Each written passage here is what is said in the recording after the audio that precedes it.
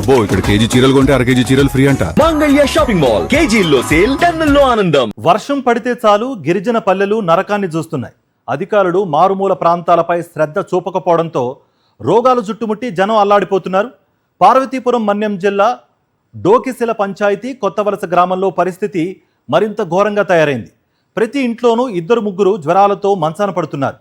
పైగా ఏఎన్ఎంల పర్యటనలు కేవలం ఫోటోషూట్లకే పరిమితమవుతున్నాయని, వైద్యులెవరూ ఇటువైపు కన్నెత్తి చూడటం లేదని గిరిజనులు వాపోతున్నారు. పార్వతీపురం హెడ్ క్వార్టర్స్ కు కేవలం 22 కిలోమీటర్ల దూరంలో ఉన్న కొత్తవలస గ్రామం ఇది. పార్వతీపురం మండలానికి చెందిన ఈ చిన్న పల్లెలో దాదాపు 30 కుటుంబాలు నివసిస్తున్నాయి. ఏళ్లు గడుస్తున్నా ఇక్కడ కనీస మౌలిక వసతులు మెరుగుపడలేదు.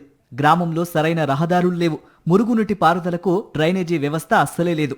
వర్షాలు కురుస్తూ ఉండడంతో పారిశుద్ధ్యం పూర్తిగా క్షీణించి పరిసరాలు ఈగలు దోమలకు నిలయంగా మారాయి. పరిసరాలు పరిశుభ్రంగా లేకపోవడంతో గ్రామంలో వ్యాధులు వేగంగా వ్యాపిస్తున్నాయి. ప్రస్తుతం ప్రతి ఇంట్లోనూ 3 కుటుంబ సభ్యులు తీవ్రమైన జ్వరాలతో బాధపడుతున్నారు.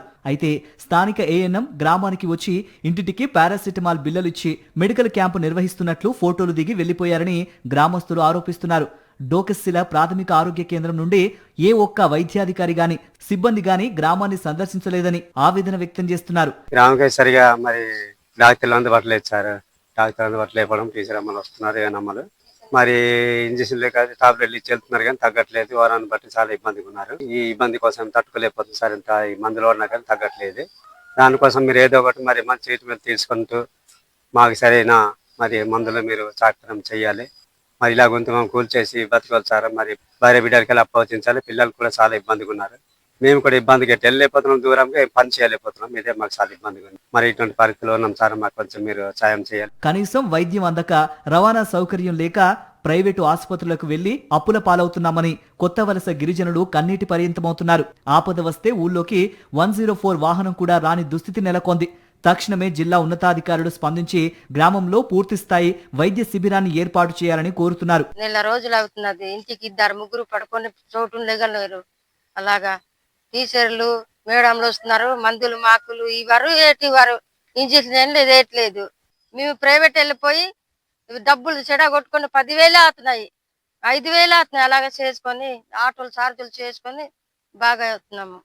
ఇప్పటికి బాగా అవుతున్నాము లేదు, అలా పడి ఉంటున్నారు.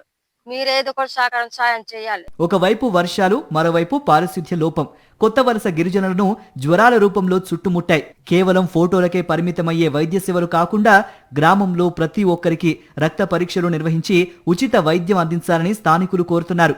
ఇప్పటికైనా జిల్లా అధికారులు స్పందించి తక్షణమే వైద్య శిబిరం ఏర్పాటు చేయడంతో పాటు పారిశుద్ధ్య చర్యలు చేపట్టాల్సిన అవసరం ఎంతైనా ఉంది. మరిన్ని అప్డేట్స్ కోసం ఛానల్ ను సబ్స్క్రైబ్ చేయండి. నోటిఫికేషన్స్ కోసం బెల్ ఐకాన్ పై క్లిక్ చేయండి.